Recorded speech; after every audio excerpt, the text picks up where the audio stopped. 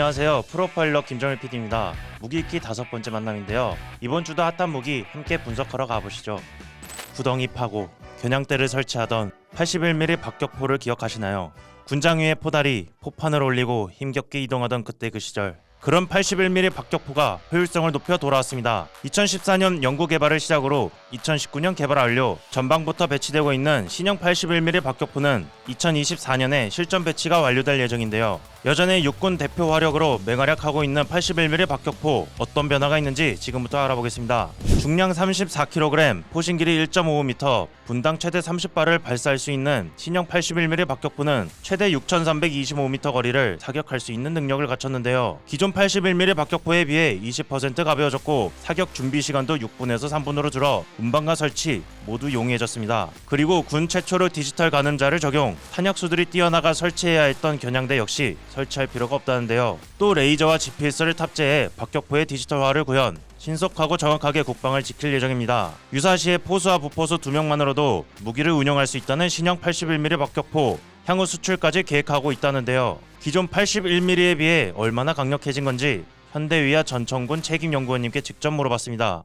신형 81mm 박격포는 기존의 박격포보다 중량이 한 20% 정도 경량화가 됐습니다. 그 기존의 박격포는 표적 관측 및 획득, 사격 재원 계산, 전송 방식을 수동으로 다 했는데 신형 박격포는 그러한 방식을 전부 자동으로 디지털화 및 자동화해서 하고 있고요. 포방열은 특히 디지털 방식의 가늠자, 카메라 센서를 적용해서 운영하기 때문에 사격 절차가 훨씬 단순해졌고 운영 인원도 감소하는 효과를 얻을 수 있습니다. 특히 기동성 부분에서는 기존의 도보로 운영하던 방식을 차량에 탑승하여 운영할 수 있는 방식으로 변경이 되었기 때문에 이동 속도도 현격하게 개선되었다고 할 수 있습니다. 예, 연구원님 말씀대로 이제 자동화가 됐다라고 표현을 해주셨는데 이제 세계 최초로 자동 표적 획득 기술이 적용됐다고 돼 있어요. 과거에 수동 기존 박격포에서는 조준구라는 부분을 박격포에 설치하고 방향틀이라는 부분과 상호 조준을 하게 되어 있습니다.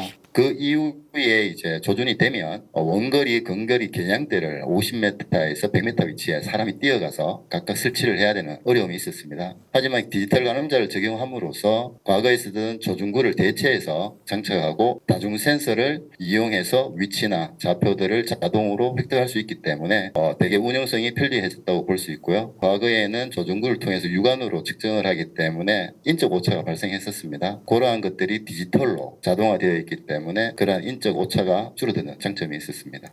그러면 디지털 가늠자를 개발하실 때 좀 심도 있게 개발됐었던 그런 기술이 어떤 기술일까요? 자이로 센서를 활용해서 방위각을 산출을 하거나 자동으로 어떤 센서를 통해서 데이터를 전시기를 통해서 사람이 바로 좌표라든지 값들을 육안으로 식별할 수 있도록 연동하는 기술들이 좀 중요한 기술이었다고 판단이 됩니다. 통상 81mm 박격포는 과거에 운영하던 게 5분에서 6분 정도의 방열 시간이 소요가 되었습니다. 하지만 앞에서 말씀드렸던 디지털 가늠자라든지 이런 제품들을 적용을 하면서 한 2분 이내로 기억을 하고 있는데요. 방열 절차도 되게 빨라졌고 정확도도 높아졌던 걸로 기억을 하고 있습니다. 물론 이게 어려운 기술이긴 하지만은 이제 GPS를 활용하는 장비들은 좀 얼추 본 것 같은데 이제 레이저 기술도 접목됐다고 들었거든요. 예. 보통 요즘 영상으로 주변의 물체들을 많이 식별하지 않습니까? 예. 그 데이터를 수집하고 나중에 오차가 발생이 되더라도 그 데이터를 기반으로 재조정할 수 있도록 정보를 띄워주는 역할을 하는 겁니다.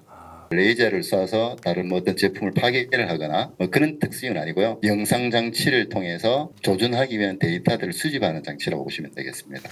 인코넬 718 합금강이랑 알루미늄 합금강으로 무기를 줄였다고 저희가 알고 있어요. 인코넬 718 합금강의 경우는 이제 항공 엔진 블레이드에도 사용되는 특수 합금 핵심 소재인데 현대위아가 이 기술을 갖고 있는 건지 현황도 조금 말씀해 주시면은. 과거의 박격포는 그 방열핀이라고 해서 냉각하는 형상이 있었습니다. 신형 81mm 박격포 포열은 그 냉각 부분을 제거를 함으로써 경량화가 되었고요. 저희들이 생산한 박격포는 100% 국내에서 다 생산하고 제작했다고 보시면 됩니다.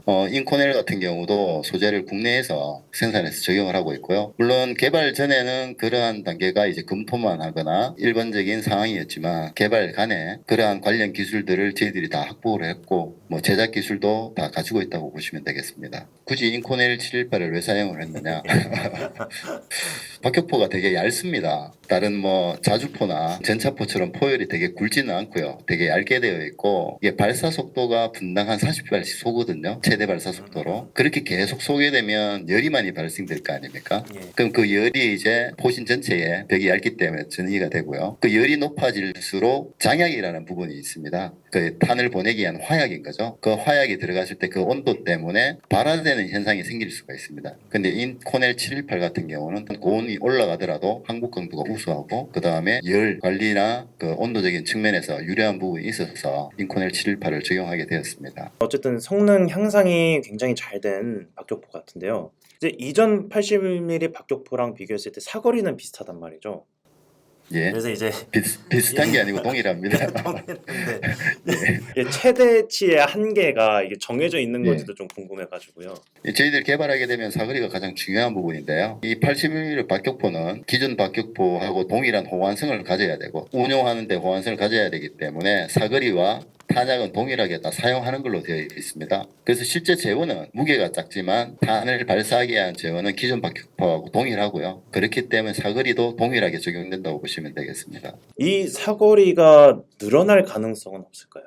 사거리를 길게 하려고 그러면 뭐 포신을 좀 더 길게 하거나 안에 압력을 더 높이기 위해서 화약을 많이 넣거나 이러한 과정들이 생겨야 되는데요. 그러한 것들이 변경이 되면 사격 제원을 계산할 수 있는 테이블을 또 도출해야 됩니다. 사표를 또 별도로 개발해야 되는 그러한 복잡한 절차를 거쳐야 하는 상황입니다. 그래서 물론 향후에는 사거리 증대를 위해서 새로운 박격포를 연구하고 개발할 계획도 가지고 있고요. 해외 트렌드들 봤을 때 미래 무기체계 핵심 키워드가 기동하고 네트워크하고 그 지능화, 자동화, 유무인화 이런 것들이 핵심 키워드로 판단이 되고 있습니다. 저희들도 단계적인 기술 개발을 지금 계획하고 있는데요. 소형 전술 차량에 탑재해서 운영할 수 있는 박격포 체계를 현재 개발을 하고 있고요. 향후에는 무인으로 운영하는 박격포가 개발될 것으로 기대하고 있습니다. 이제 해외 81mm 박격포들도 있을 텐데 이제 현대위아의 81mm 박격포만이 가지는 강점에 대해서 소개를 부탁드릴게요. 해외 수출을 위해서는 국내에서 운영하는 장비가 바탕이 되어야 됩니다. 국내에서 운영하고 있고 그 장비를 쓰고 있다는 것을 보여줘야지 신뢰성을 가지기 때문에 경량화가 되어 있고 우리 국내에서 전력화해서 운영을 하고 있는 장비다라는 게 어떻게 보면 큰 장점이고요. 지금 국내에는 K9이라든지 K2라든지 전차포들 K방산이라도 수출을 많이 하고 있지 않습니까? 아마 그런 부분도 많이 힘으로 작용해가지고 우리 박격포 쪽에도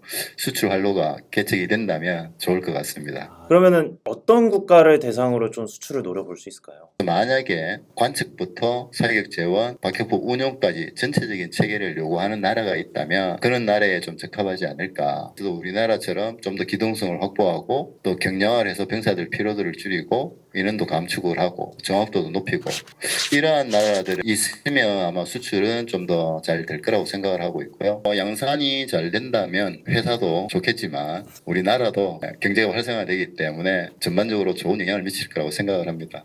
처음 입사했을 때 K9을 개발하고 있었습니다. 그래서 K9 개발 업무에 무장 개발 업무에 참여를 했고요. 120mm K2 전차포 무장도 참여를 했었습니다. 그 이후에 K55, A1 국산화 개발, 그 다음에 현재 하고 있는 81mm 박격포 우리가 개발을 하게 되면 각종 시험 장비들을 만들어야 되거든요. 그런 부분도 개발을 했었고요. 국산화 업무도 진행을 했었고 그런 부분이 제 경험, 경력이라고 할 수 있을 것 같습니다. 지금까지 개발하셨던 장비들 모두 다 수출이 됐네요. 네, 맞아요. K9도 그렇고 K2도 그렇고 다 수출을 하고 있는 장비들입니다. 그럼 신형 박격포도 수출되지 않을까요? 수출했으면 좋겠습니다. 디지털화를 통해 수출까지 내다보고 있는 81mm 박격포, 강력해진 성능으로 현대 전장에서도 맹활약 해주길 바라며 프로파일럿이 함께 응원하겠습니다. 이번 영상도 유익하셨다면 좋아요, 구독 부탁드립니다. 필승!